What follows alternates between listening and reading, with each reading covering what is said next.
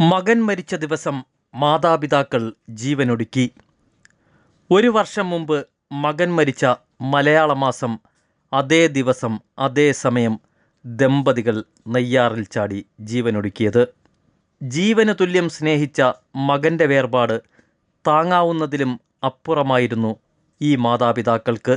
Entrance coaching സെൻറ്ററിൽ online class എടുക്കുന്ന അധ്യാപകരാണ് ഇരുവരും.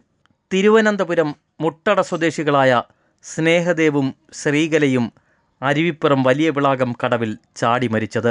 മരണത്തിലും വേർപിരിയാതെ ഇരുവരും കൈകൾ ബന്ധിച്ചായിരുന്നു നെയ്യാറിൽ ചാടിയത്. 4 പേജുള്ള മരണക്കുറിപ്പിൽ മകൻ്റെ വേർപാടിൻ്റെ തീരാവേദനയെക്കുറിച്ച് വിവരിച്ച ശേഷം തങ്ങൾ ആത്മഹത്യയല്ല ചെയ്യുന്നത്, ജീവന് തുല്യം സ്നേഹിച്ച മകൻ്റെ അടുത്തേക്കുള്ള യാത്രയായിരുന്നു എന്നാണ് ഇവർ കുറിച്ചത്. തിരുവനന്തപുരം ലോ അക്കാഡമിയിൽ LLBക്ക് പഠിക്കുമ്പോഴായിരുന്നു ശ്രീദേവ് മരണപ്പെട്ടത്. ശ്രീദേവ് ഉണ്ടായിരുന്നെങ്കിൽ ഇപ്പോൾ അഡ്വക്കേറ്റായി എൻറോൾ ചെയ്യാനുള്ള സമയമായെന്നും ശ്രീദേവിൻ്റെ ഓർമ്മകൾ പങ്കുവച്ചുകൊണ്ട് അധ്യാപകരും പറയുന്നു. മകൻ്റെ മരണശേഷം ഇരുവരും വലിയ മനോവിഷമത്തിലായിരുന്നു. മകൻ്റെ മരണത്തിനു ശേഷം ശ്രീദേവ് മെമ്മോറിയൽ ചാരിറ്റബിൾ ട്രസ്റ്റ് എന്ന പേരിൽ ഒരു ട്രസ്റ്റും രൂപീകരിച്ചിരുന്നു. അശരണരായ ഒട്ടനവധി പേർക്ക് ഈ ട്രസ്റ്റിൽ നിന്നും ധനസഹായവും നൽകി വരുന്നു. ഈ ട്രസ്റ്റിൻ്റെ പേരിൽ പക്ഷിമൃഗാദികൾക്കും ഭക്ഷണം നൽകി വരുന്നുണ്ട്. ശ്രീദേവ് മെമ്മോറിയൽ ട്രസ്റ്റിൻ്റെ പേരിലാണ് ഇവരുടെ സമ്പാദ്യങ്ങൾ എഴുതി വച്ചിരിക്കുന്നതെന്നും പറയുന്നുണ്ട്. ശ്രീദേവിനെ സംസ്കാരം നടത്തിയതിനടുത്ത് തങ്ങളുടെയും സംസ്കാര ചടങ്ങുകൾ നടത്തണമെന്നും ഇരുവരും കത്തിൽ സൂചിപ്പിച്ചിട്ടുണ്ട്.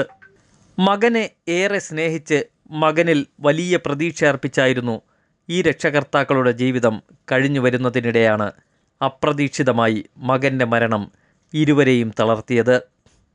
ശ്രീദേവിൻ്റെ മരണശേഷം മകനെക്കുറിച്ചുള്ള ഓർമ്മകളിൽ ജീവിതം തള്ളി നീക്കുന്നതിനിടെയാണ് ഇരുവരും മരണത്തിന് കീഴടങ്ങിയത്.